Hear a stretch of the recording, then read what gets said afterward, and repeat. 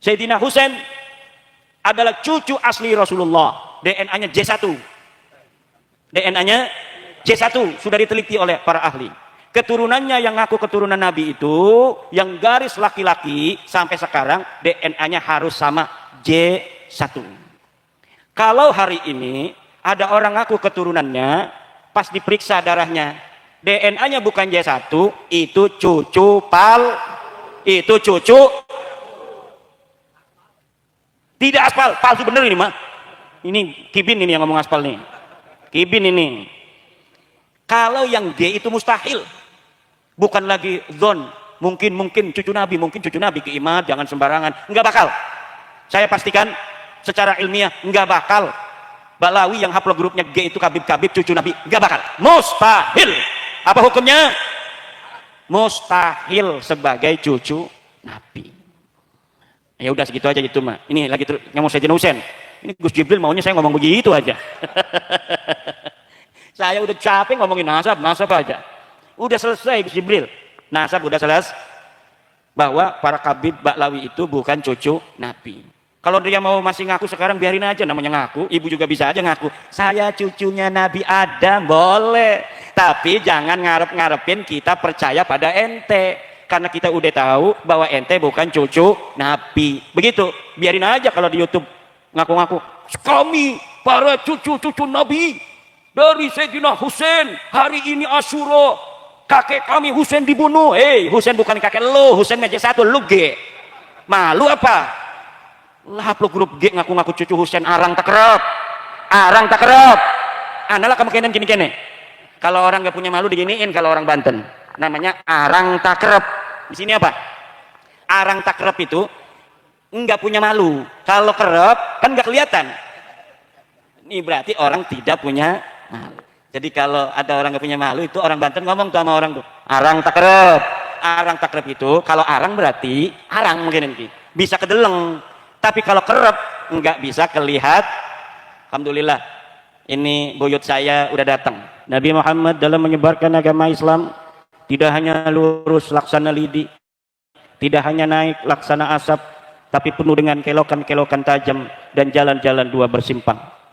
Banyak yang harus dilalui oleh baginda Nabi sampai akhirnya agama Islam menyebar mulai dari Mekah, kemudian ke Madinah Al-Munawwarah, ke Habasyah, terus menyebar ke seluruh Jazirah Arabia, menyeberang ke Yaman, kemudian menyeberang ke Eropa, menyeberang ke Afrika, akhirnya sampailah di Nusantara.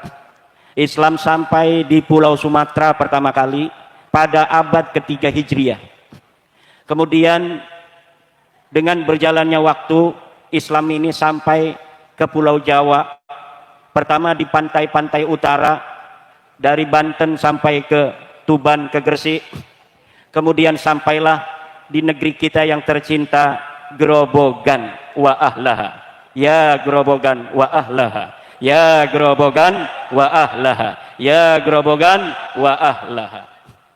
Jangan ya Tarim wa ahlaha. Ya Grobogan wa ahlaha. Orang Grobogan lebih mulia dari orang Tarim kok kita ngomong-ngomong Tarim.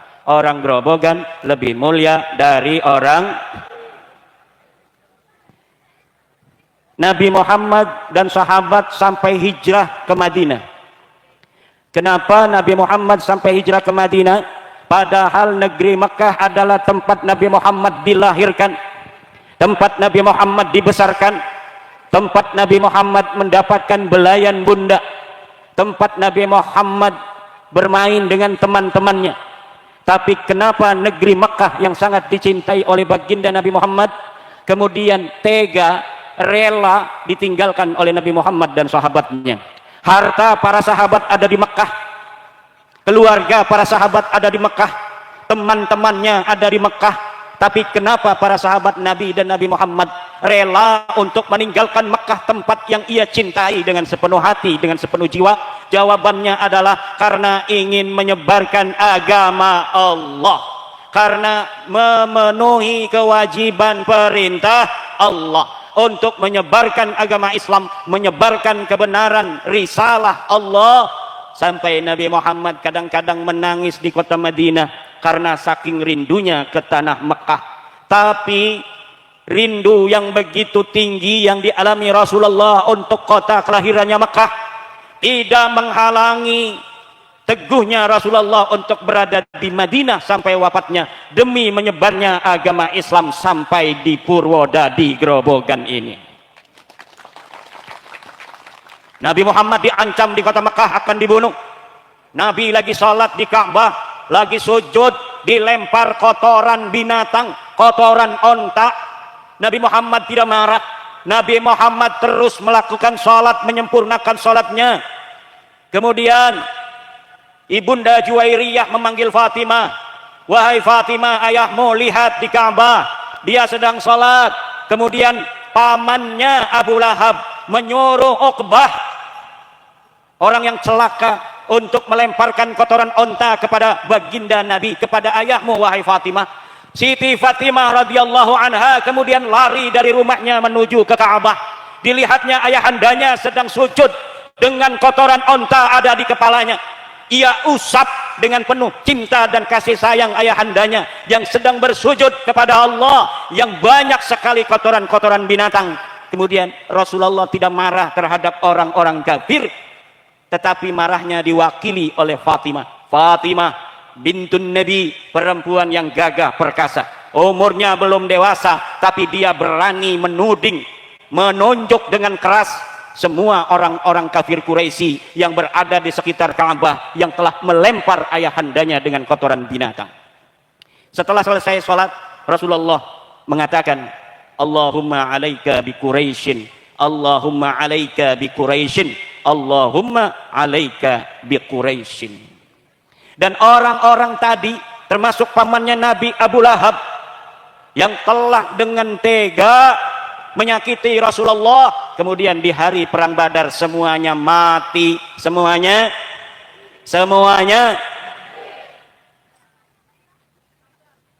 Kemudian Nabi Muhammad juga didatangi oleh pamannya Abu Talib. Kata pamannya, wahai keponakanku, sekarang aku tidak kuat lagi untuk menjagamu. Orang-orang kafir Quraisy telah datang kepadaku. Kalau aku tidak menyerahkan dirimu, maka mereka sendiri yang akan membunuhmu. Apa jawaban Rasulullah ketika pamannya Abu Talib mengatakan demikian? Ya ammi, law wada'u asy-syamsa fi yamini wal qamara fi shimali ala an atruka hadzal amra ma taraktuhu.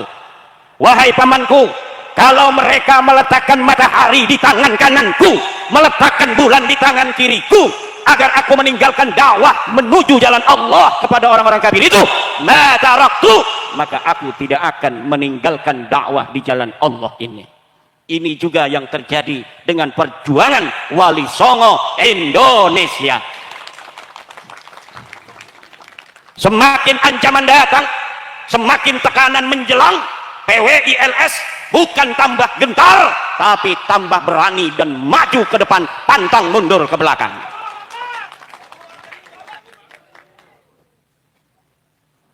Akhirnya pamannya Abu Talib, yang tadinya Abu Talib mulai lemah, ketika melihat keteguhan keponakannya, kemudian pamannya mengatakan kepada Rasulullah Muhammad SAW, ya ibna akhi, ya ibna akhi, ma sallamtuki abadan, aku tidak akan menyerahkan kamu abadan selamanya.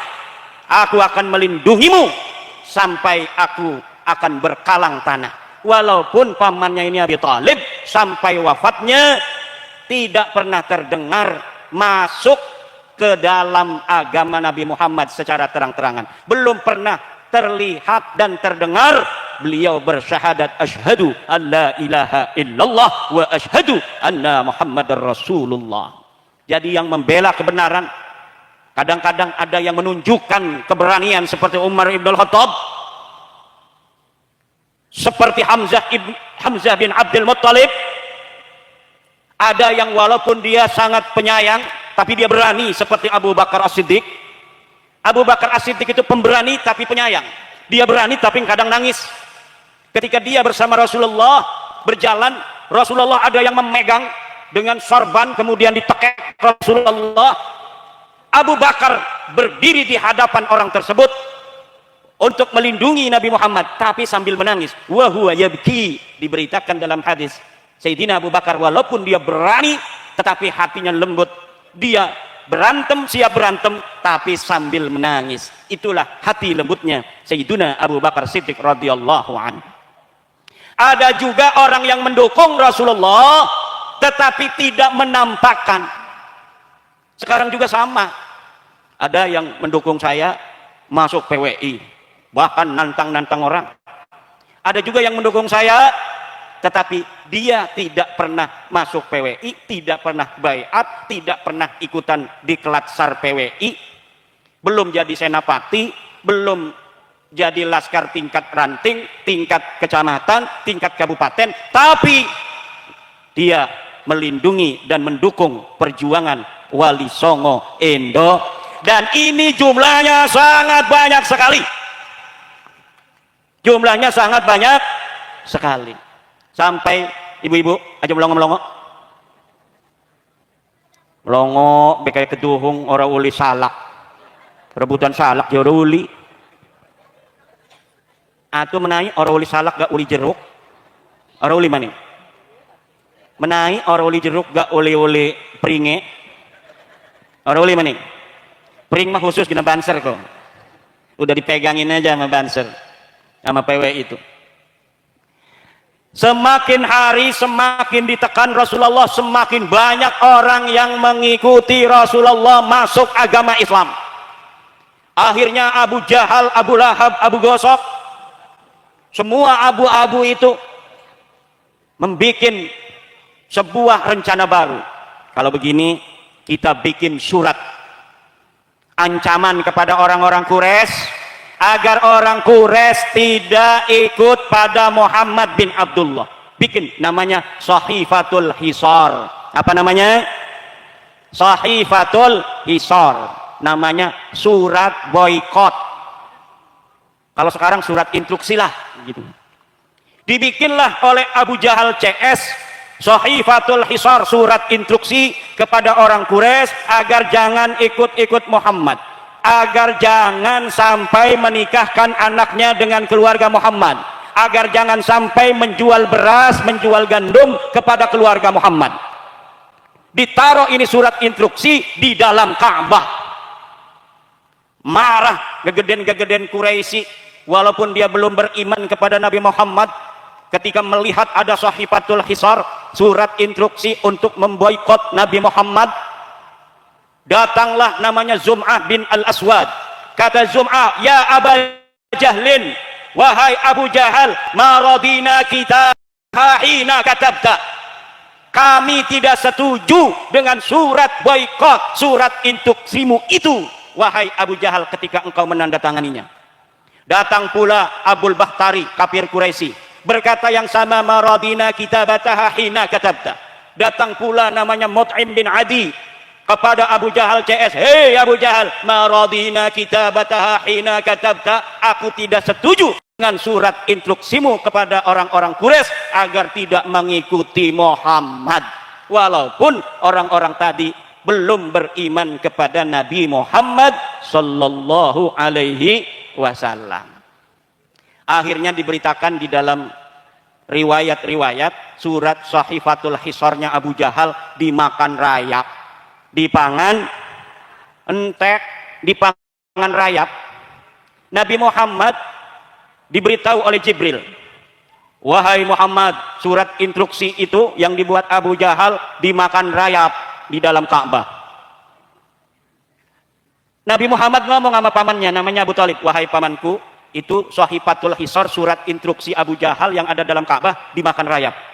Wahai Muhammad, dari mana kamu tahu bahwa surat Sahifatul Hisar, surat instruksi Abu Jahal itu dimakan rayap? A'lamani Rabbi, Tuhanku memberitahu aku. Nah, kalau Abu Thalib ini dari kecil kan ngingunya diingu oleh Abu Thalib Nabi Muhammad ini, karena bapaknya Nabi Muhammad meninggal dunia sejak Nabi Muhammad ada di dalam perut ibundanya. Kemudian ketika lahir dalam keadaan yatim, yang mengurus, kalau bahasa kreseknya ngingu, bahasa sini apa? Merawat, ngopeni. Kalau ngingu ada enggak? Kambing. Wah, ngeledek gini Gus Jibril. Kalau bahasa kresek ngingu itu halus itu. Ngingu anak gula. Di sini untuk kambing. Astagfirullah. Karena bahasa Jawa datang ke Banten kan lama, jauh. Lama-lama tergeser itu. Karena Nabi Muhammad yatim sejak ada dalam perutnya, kemudian yang melindungi, merawat Nabi Muhammad sejak bayi siapa? Kakeknya dulu, namanya Abdul Mut. Setelah kakeknya meninggal, kemudian dirawat oleh pamannya Abu Talib. Ibunya siapa? Ibunya Nabi Muhammad namanya Aminah. Istrinya Abu Talib namanya Fatimah. Siapa? Neneknya Nabi Muhammad namanya Fatimah juga. Jadi Nabi Muhammad punya nenek namanya Fatimah, punya anak namanya Fatimah, punya bibi namanya Fatimah, istrinya Abu Talib. Satu-satunya orang yang ketika wafat Nabi Muhammad sangat sedih sampai masuk ke dalam kuburan hanyalah Fatimah bintu Asad, istrinya Abu Talib.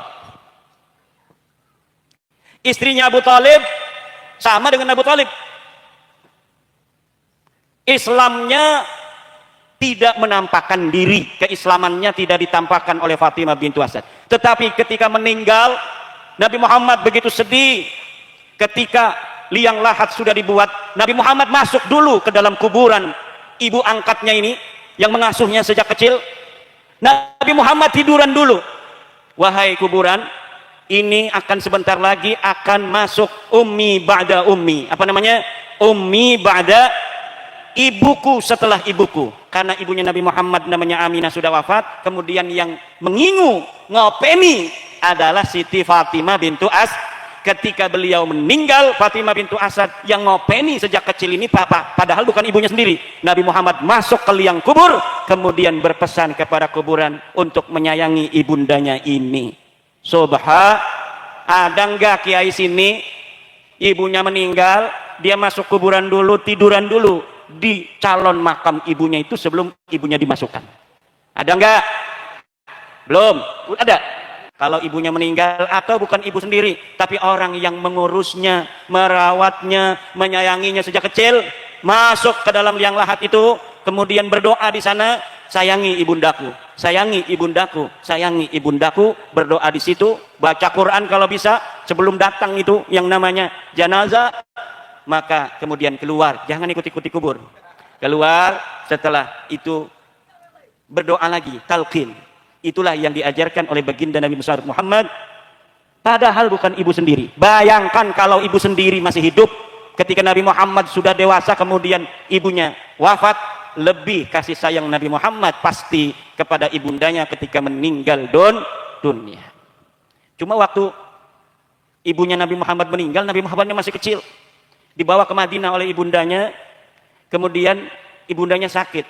Sebelum sakit, ibundanya mengatakan kepada Nabi Muhammad bahwa engkau akan menjadi kekasih Allah, utusan Allah, akan mendapat amanah dari Allah Subhanahu wa taala. Kemudian Siti Aminah mengatakan, setiap yang bernyawa pasti mati, dan ini adalah waktuku. Kemudian meninggal dunia. Nabi Muhammadnya masih kecil.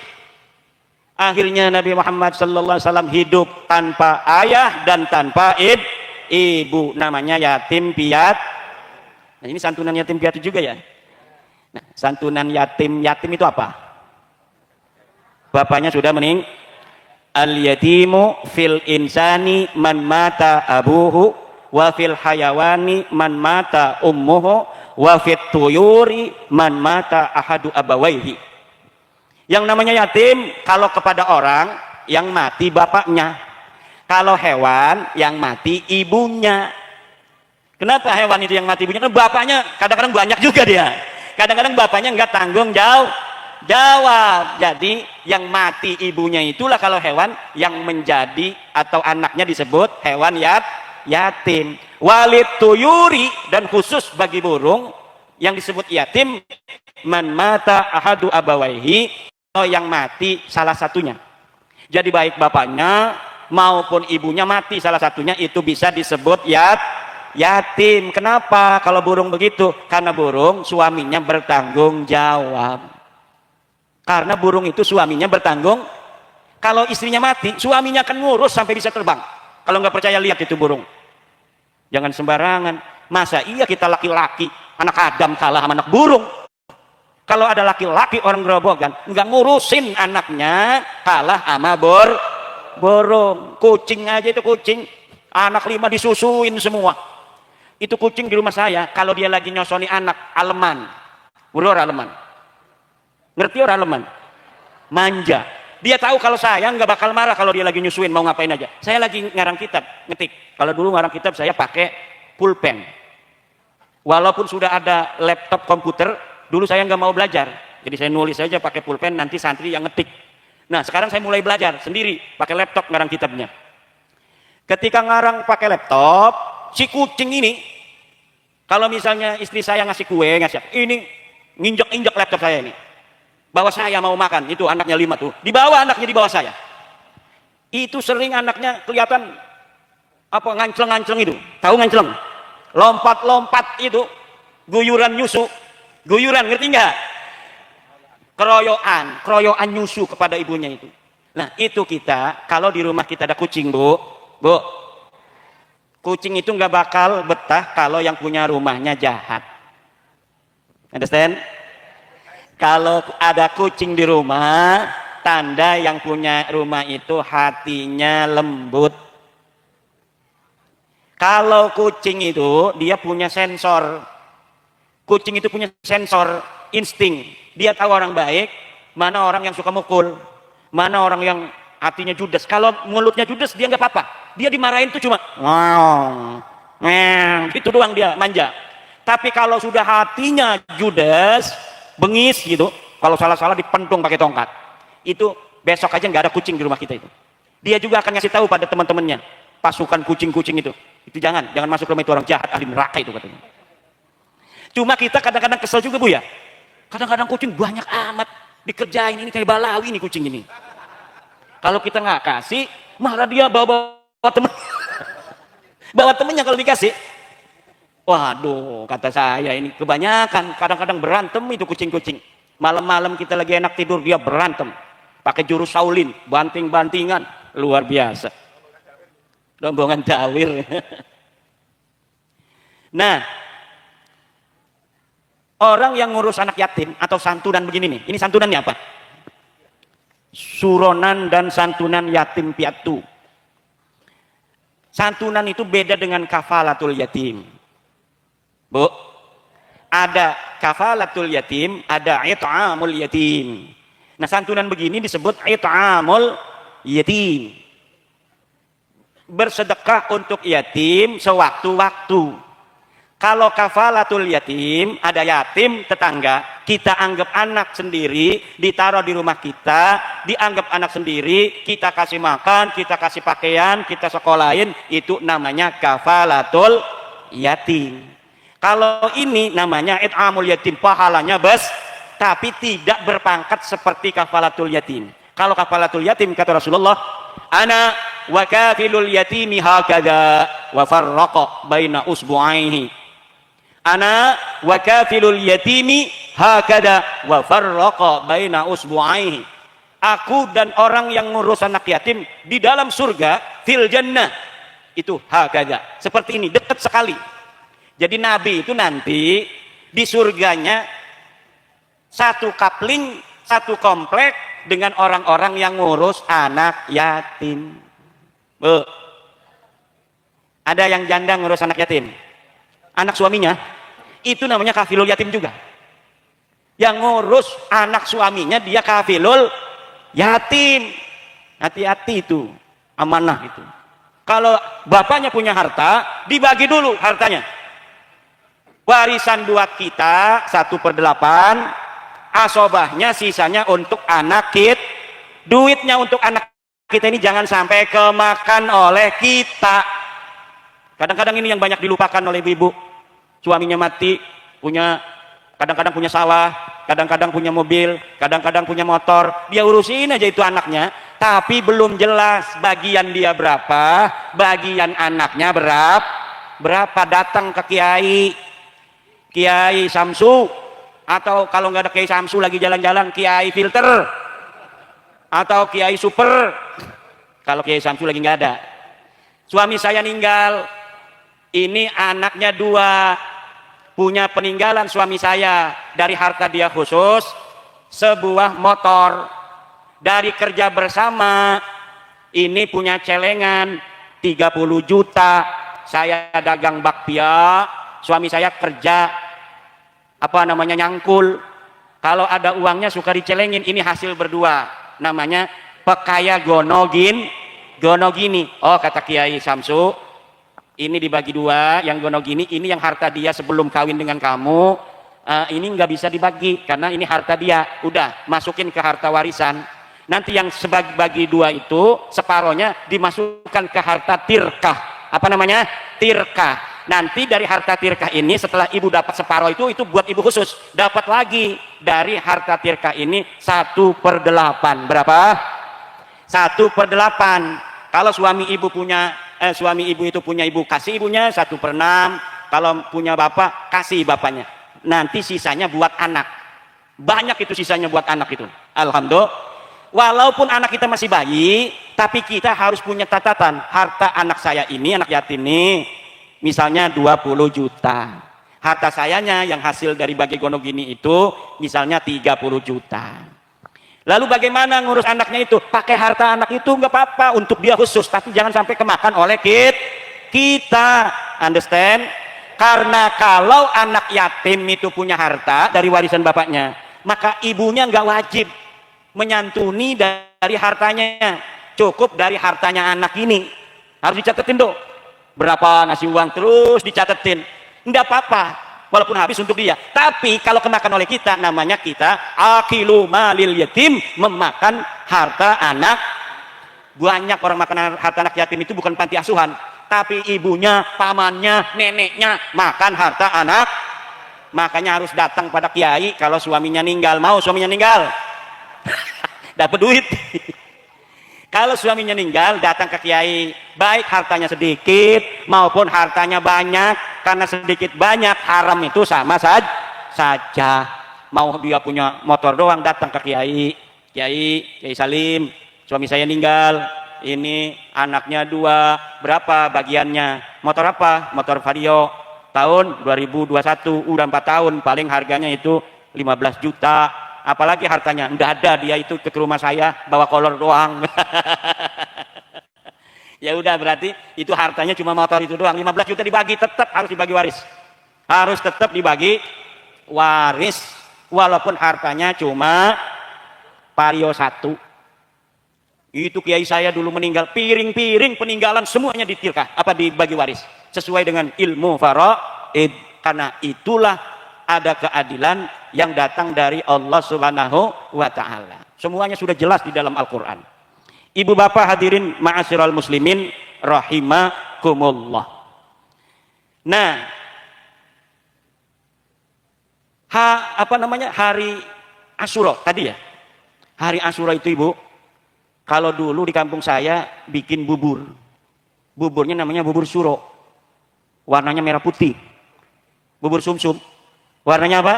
Merah putih. Kenapa? Karena dulu di tanggal 10 Muharram, hari Asyura, cucu asli Rasulullah dibunuh oleh orang-orang namanya Sayyiduna Husain radhiyallahu. Kan Nabi Muhammad punya anak siapa? Fatimah. Fatimah punya anak 2 laki-laki, namanya siapa? Hasan dan Husain. Sebenarnya 3, namanya Muhsin satunya. Muhsinnya meninggal waktu kecil. Jadi Hasan, Husain. Ini Hasan dibunuh oleh orang jahat juga, tapi diracun. Kalau Husain dibunuhnya ini ditipu. 80 orang melawan 4.000 orang. Jadi di tengah jalan ada 4.000 pasukan Yazid bin Muawiyah. Siapa namanya? Yazid bin Muawiyah. Masih sepupu dengan Rasulullah, sepupu jauh. Berarti Yazid dengan Sayyidina Husain ini masih sepupu juga. Sepupu jauh, sepupu 7 atau 6 itu. Tapi tega kemudian pasukannya membunuh Sayyidina Husain. Sayyidina Husain adalah cucu asli Rasulullah, DNA-nya J1. DNA-nya C1, sudah diteliti oleh para ahli. Keturunannya yang ngaku keturunan Nabi itu, yang garis laki-laki sampai sekarang DNA-nya harus sama J1. Kalau hari ini ada orang ngaku keturunannya, pas diperiksa darahnya, DNA-nya bukan J1, itu cucu itu cucu tidak aspal, palsu bener ini mah. Ini Kibin ini yang ngomong aspal nih. Kibin ini. Kalau yang G itu mustahil. Bukan lagi don, mungkin cucu Nabi keimat, jangan sembarangan. Enggak bakal. Saya pastikan secara ilmiah enggak bakal Balawi yang haplogrupnya G itu Kabib cucu Nabi, enggak bakal. Mustahil. Apa hukumnya? Mustahil sebagai cucu Nabi. Ya udah segitu aja gitu mah. Ini lagi ngomong Sayyidina Husain. Ini Gus Jibril maunya saya ngomong begitu aja. Saya udah capek ngomongin nasab aja. Udah selesai Gus Jibril. Nasab udah selesai. Bahwa para kabib Baklawi itu bukan cucu Nabi. Kalau dia mau masih ngaku sekarang biarin aja, namanya ngaku. Ibu juga bisa aja ngaku. Saya cucunya Nabi Adam, boleh. Tapi jangan ngarep-ngarepin kita percaya pada ente. Karena kita udah tahu bahwa ente bukan cucu Nabi. Begitu. Biarin aja kalau di YouTube ngaku-ngaku. Kami para cucu-cucu Nabi. Dari Sayyidina Husain, hari ini Asyura, kakek kami Husain dibunuh. Husain bukan kakek lu, Husain meja satu, lu G. Malu apa? Lah lu grup G ngaku-ngaku cucu Husain, arang takrab. Analah kamu kenen gini-gini. Kalau orang nggak punya malu diginiin kalau orang Banten. Namanya arang takrab. Di sini apa? Arang takrab itu nggak punya malu. Kalau kerep kan nggak kelihatan. Ini berarti orang tidak punya malu. Jadi kalau ada orang nggak punya malu itu orang Banten ngomong sama orang tuh arang takrep. Arang takrep itu kalau arang berarti arang mungkin nanti bisa kedeleng. Tapi kalau kerep nggak bisa kelihat. Alhamdulillah ini buyut saya udah datang Ki Bendo. Dulu saya malu itu kakek saya Ki Usman punya bapak namanya Bendo. Masih kecil nggak tahu artinya Bendo. Ternyata ada kiai namanya Bendo. Alhamdulillah. Sampai ada cucu yang lain mengganti nama Syekh Bendo itu. Saya lihat dia bikin tulisan karena dia seorang peneliti. Akhirnya Syekh Bendo ini diganti namanya Syekh Murtado. Kata saya ini Balawi nih orang nih. Ganti-ganti sejarah. Dari mana dia itu tahu? Orang nenek-nenek kita ngomongnya Usman bin Bendo. Usman bin Bendo kalau nggak itu. Lah di dalam tulisan dia karena penulis dia. Pas saya baca Usman bin Syekh Murtado bukan Syekh Bendo. Wah ini Balawi nih orang nih gayanya. Jangan dirubah-rubah. Itu namanya sejarah. Kalau namanya Salim ya Salim. Jangan Salman Khan. Namanya siapa? Daud. Jangan diganti David. Ibrahim Bram. Namanya Aswad diganti Black. Gak usah. Supaya apa? Supaya nanti dalam pencatatan tidak bingung. Nah ini juga pelajaran buat para pencatat sejarah. Kalau di Indonesia ini ada tradisi mengganti nama. Kalau sakit diganti namanya. Saya dulu nama kecilnya Kusnadi. Kan Kusnadi saya. Katanya saya nggak tahu masih orok gitu. Diganti sakit diganti Imaduddin. Alhamdulillah gagak perkosa. Salah ya, perkasa bukan perkosa. Katanya. Nah nanti kalau orang dulu disunat ganti lagi namanya. Mau kawin dihitung naktunya kurang bagus diganti lagi namanya. Kadang dikurangi, kadang ditambah, kadang diganti. Kalau pergi haji diganti lagi namanya. Nah ini orang zaman dulu begitu. Makanya kalau dalam penulisan silsilah kemudian ada perbedaan, nah ini jangan langsung dinyatakan bahwa ini tidak pas. Kalau orang Indonesia, kenapa? Karena ada tradisi mengganti nama. Yang paling bagus kalau kita nulis keluarga, semua aliasnya ditulis. Aliasnya ditulis. Bendo, alias siapa? Kiai Bendo itu namanya? Alias Jainuddin, alias adiknya Kiai Padil, begitu tuh. Supaya jelas. Alias yang istrinya 2 misalnya, berapa istrinya dia? 1. Innalillahi. Bohong ini Balawi ini. Ditulis tuh begitu. Nah ibu-ibu yang rajin nulis tanggal lahir anak ya. Hari kelahiran anak ditulis. Kalau ada ijazah, dirawat ijazahnya. Nanti takut disangkain ijazah palsu. Sekarang zamannya zaman yang palsu-palsu banyak. Yang benar disangka palsu, yang palsu disangka benar. Jangan sembarangan dengan klaim. Klaim orang, oh saya cucu Nabi. Buktikan dulu. Mana tes DNA-nya, mana kitab-kitabnya. Nggak usah pakai kitab, husnudon aja. Siapa orang yang mengikuti Al-Quran, kata Taufik Segaf, tidak mengikuti habaib, sesat. Kiai mengikuti Quran, tidak mengikuti Habib, sesat. Dulu, sekarang Taufik Segaf nggak berani. Diam aja. Gini amat nasib gua kayak. Gara-gara Gus Jibril Grobogan ini. Beda sekarang gayanya udah beda. Dulu pang aingna. Dulu apa? Pang aingna. Ngertiin tuh pang aingna? Pang akunya. Aku yang paling apa? Paling mulia. Belum tahu kalau orang Grobogan dulu orang paling mulia di dunia. Betul? Hei, zaman dulu kita ini ternyata peradaban tinggi di dunia. Bukan hanya tingkat Nusantara Asia Tenggara. Ternyata peradaban kita ini adalah peradaban tertua di dunia. Luar biasa kita orang Jawa, orang Nusantara ini ternyata adalah orang-orang yang berperadaban tinggi dan memiliki nilai yang begitu agung di kancah global masa lalu. Ini harus dijaga. Alhamdulillah. Maka kalau ada orang ngomongin orang Grobogan, orang Seragen, orang Jawa kalah mulia dengan orang Tarim, bullshit. Bagaimana kita kalah mulia? Kita kaya raya, ada beras banyak, ada kali, ada buah-buahan, segala buah-buahan ada di kita. Di sana nggak ada apa-apa, kok lebih mulia dia daripada kita? Berarti bohong. Kita yang lebih mulia, kita yang lebih barokah. Betul apa tidak?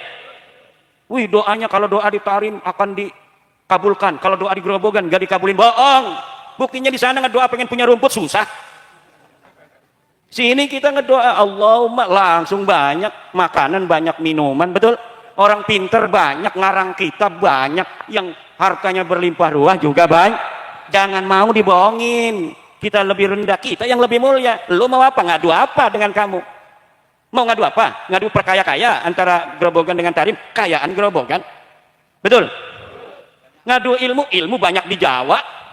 Yang pinter, orang Jawa lebih pinter. Satu Syekh Nawawi lebih hebat, lebih utama dari seluruh ulama-ulama Balawi. Gak ada yang bisa ngalahin Syekh Nawawi karangannya. Syekh Nawawi orang Jawa punya kitab Marah Labid Tafsir Munir, punya kitab Faqih Nihayatul Zain, punya kitab Faqih Tausih Ibnu Qasim, punya kitab Nurul Dhalam, punya kitab segala-gala 100 kitab. Satu saja itu. Jangan ngalahin kiai yang lain. Mahfud Termas, Syahril Bangkalan, Syekh Masari. Satu aja dulu Syekh Nawawi. Bisa nggak ngalahin? Nggak bakal bisa. Nggak bakal bisa. Wih, gimana? Nanti kualat? Nggak bakal kualat. Kualat sama Balawi kelewat apa? Wih, mereka cucu Nabi. Saya udah tahu mereka bukan cucu Nabi. Nggak bakal kualat. Apa grupnya G kok bukan G1? Saya tahu kitabnya nggak nyambung. Keturunannya putus. Kemudian mau kualat dari mana? Kalau dia mau kualat sama saya. Saya tidak ngaku cucu Nabi. Saya sholat 5 waktu. Saya punya santri. Saya punya istri. Saya punya anak. Kualat dong dia sama saya. Betul nggak? Ngebohong kagak? Betul? Kalau harus kualat, ya kualatan dia sama saya daripada saya sama dia. Saya orang Banten. Nah kalau udah Banten, beda lagi tuh. Kalau ngomong Banten beda lagi. Lebih jauh itu. Tarim sama Banten itu. Jauh sekali. Ibu ketawa aja lihat saya. Ini sombong kayak ini. Sombong sama orang sombong sedekah. Betul nggak? Punya tetangga sombong banget, sombongin lagi. Dia punya, waduh, beli gelang. Bayu, ayo ke pasar, Bayu. 50 geran.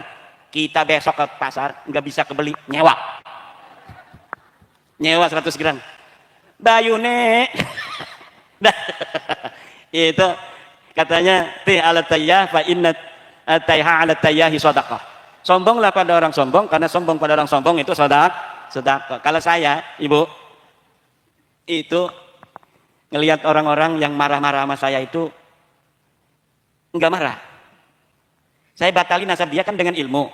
Dia marah-marah tanpa ilmu, nggak marah saya. Karena apa? Saya memahami kenapa dia marah. Saya paham kenapa dia marah. Wajar manusia itu begitu. Cuma PWI ini yang nggak paham-paham. Ada orang marah-marah lagi dia tambah marah. Kalau saya ada orang marah begitu, karena wajar orang dari kecil diomongin dia cucu Nabi, pas udah mau mati udah tua. Saya omongin, kamu bukan cucu Nabi, kamu tidak nyambung. Haplogrup kamu G, dalam kitab nggak ada. Kalau marah wajar nggak? Wajar. Makanya saya dibilang kafir nggak marah, dibilang stres nggak marah, dibilang munafik nggak marah. Mau diancem-ancem silakan saja, urusan sama orang Banten. Silakan saja. Nah, tetapi saya nggak marah. Bahkan saya doakan mereka.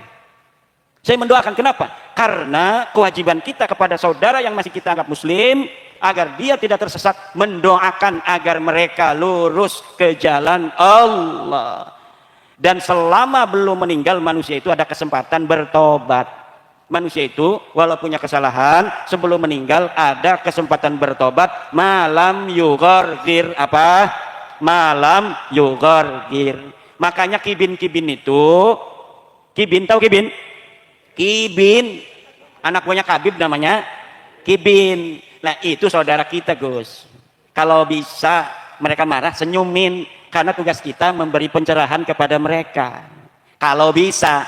Kalau udah ngejengkelin gimana? Terserah dah kalau udah ngejengkelin. Tapi kalau masih bisa senyum, senyumin, doain agar mereka sama-sama tercerahkan. Ibu bapak hadirin, ma'asyiral muslimin rahimakumullah, mari dengan semangat Muharram ini di pondok pesantren Kiai Syamsud Duha ini dan Badrut Duja. Ini namanya harusnya Syamsud Duha Badrut Duja. Ini mudah-mudahan kita mendapat semangat Muharram, rela berjuang seperti orang-orang Mekah rela berjuang meninggalkan kota tercintanya. Kemudian sabar. Apa? Sabar. Yang terakhir adalah ikhlas. Insya Allah kalau ikhlas barokah. Ini ikhlas ke sini, nggak dikasih amplop sama Kiai Samsu, tapi kita datang karena kalau orang ikhlas, Allah yang akan mendatangkan keberkahan. Tahu-tahu yang malam ini masih punya tunggakan motor, besok jatuh tempo belum ada duit, pas pulang ada rizki, amin. Ya Robbal, lah itu bagi Allah sangat mudah. Yang lagi punya penyakit dalam, saya doakan mudah-mudahan, dia sendiri belum tahu penyakitnya, tapi kalau penyakitnya ini bereaksi fatal, mudah-mudahan ini penyakitnya hilang, amin. Yang sudah terasa penyakitnya, ya Allah, mudah-mudahan penyakitnya dihilangkan oleh Allah. Dan kita semua dipanjangkan umurnya, diberikan rizki. Yang hamil malam ini, kalau ada yang hamil, mudah-mudahan anaknya jadi pemimpin negeri, pemimpin agama. Dan semoga kita dan seluruh bangsa Indonesia menjadi bangsa yang cerdas, bangsa yang tidak mau direndahkan bangsa lain, bangsa yang tidak mudah ditipu, bangsa yang akan menjadi pemimpin di negeri sendiri, Indonesia. Kita doakan juga pemimpin-pemimpin kita, itu lagi pada cengker aja di atas tuh, pemajulan ngapain pemajulan? Kita udah nyolok, betul? Hormati dong, apa namanya ini, suara orang yang telah menyoblos. Kalau nanti mau tarung aja nanti 2029. Nanti kalau pemajulan pendukungnya yang dimajulin marah, nanti terjadi adu domba. Nanti kalau sudah adu domba tidak tentram, tidak damai, pada cengker sedulur. Maka kita berdoa agar pemimpin-pemimpin kita di atas, baik yang jadi presiden, wakil presiden, pensiunan jenderal, diberikan kesadaran oleh Allah hanya memikirkan bagaimana supaya bangsa Indonesia ini menjadi makmur dan sejahtera.